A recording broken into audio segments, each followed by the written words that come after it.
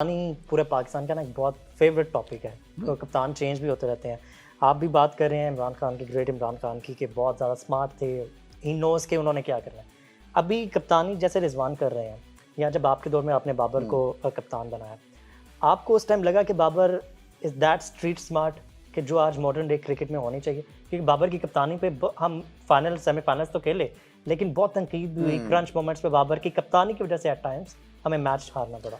देखिए, हर कोई आउटस्टैंडिंग नहीं होता ना, हर कोई इमरान खान की तरह तीन चीज़ें नहीं एकदम इकट्ठी कर सकते, क्योंकि इसका ज़बरदस्त टेम्परामेंट चाहिए होता है। सो मैं अंडरस्टैंड करता हूँ कि Babar Azam work in progress है as far as leadership was concern, but क्या था कि टीम में एका था, टीम उसके नीचे लड़ती थी, टीम उसको बैक करती थी, मेरे लिए बहुत बड़ा प्लस था। उसको मैं समझाता रहता था, कई दफ़ा मुझे बड़ी गर्मी चढ़ती थी। एक दफ़ा तो मैं टेस्ट मैच हो रहा था इंग्लैंड के अगेंस्ट मुल्तान में, तो मैंने सकलैन को बुला के मैंने कि फील्ड क्या ली हुई है, तो मैं यहाँ तक भी परेशान हो गया हुआ था। अच्छा। हाँ, तो मैं हालांकि डायरेक्टली इन्वॉल्व नहीं होता था, बट एज अ क्रिकेटर मुझे आइडिया था कि ये काम नहीं ठीक चल रहा ना। आप डिफेंसिव नहीं हो सकते हैं। आपकी अगर आपने आउट करने टेस्ट क्रिकेट में, तो आपके पास प्लान होना चाहिए, और ये प्लान जो है वो पिचेस के बाद टीम सिलेक्शन के बाद परफॉर्मेंस होती है, ये इस तरह से चलता है। सो हमें तो आइडिया ही नहीं था कि पिचेस क्या, क्योंकि मैं सितंबर में आया था और सारी सीरीज हमारी तगड़ी 2 महीने में आ गई थी। Exactly. तो उस वक्त ना मुझे आइडिया था कि कदाफी में क्या किस किस्म की पिचेस हैं, या मुल्तान में क्या हो रहा है। तो उसके बाद फिर ये एसओएस में ऑस्ट्रेलियन सॉइल आया और ड्रॉप इन पिचेस का आइडिया, क्योंकि अभी भी मैं समझता हूँ कि हमें बहुत इम्प्रूवमेंट की ज़रूरत है with regard to pitches and चीज़ें। तो ये आपका पॉइंट ठीक है, वर्क इन प्रोग्रेस। देखें, दूसरा एंगल इसका क्या है, a team is as good as the captain and captain is as good as the team.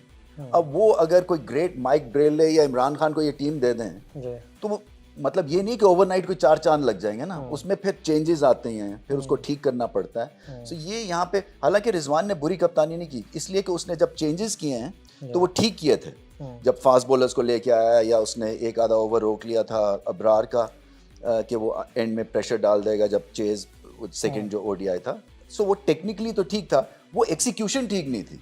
देखिए ना, हमारे फास्ट बॉलर्स का पहला स्पेल अच्छा था, सेकंड स्पेल जो डिफाइनिंग स्पेल था वो ठीक नहीं था। इसी तरह से अबरार को एक ओवर में मार पड़ गया, अगर वो आउट कर जाते तो मैच जीत जाते हैं। सो इस तरह से प्रॉब्लम्स रही हैं। फिर वो डकवर्थ लुइस भी आ गया, और लास्ट मैच में तो बिल्कुल ही दिल, देखिए ना, ये मैंने उस वक्त भी बात की थी, बाबर आजम जब कप्तान थे, मैंने कहा 2 इकट्ठे मैच आप अफोर्ड ही नहीं कर सकते आजकल के क्रिकेट में हारना।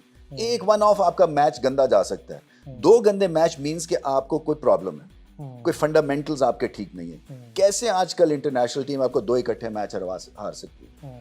तो फिर वही बात है ना आपकी, कि इतना ज़्यादा आर्सेनल आप लेके गए हुए हैं, जिसमें साइकोलॉजिस्ट भी है, जिसमें थिंक टैंक आपका डिफरेंट हुआ है, तो या तो उसकी हेल्प लें या फिर अपने आप को ठीक करें। देखें, टेक्निकली इस टीम को बहुत बेहतर होना है, इंक्लूडिंग बाबर आजम की जो बैटिंग अगेंस्ट स्पिन, इसमें और शार्पनेस लाने की जरूरत है, और आप हर वक्त इंप्रूव कर सकते हैं। ये नहीं है कि आप 30 साल की उम्र होगी और आप कर नहीं सकते, क्योंकि ये स्ट्रैटेजी है।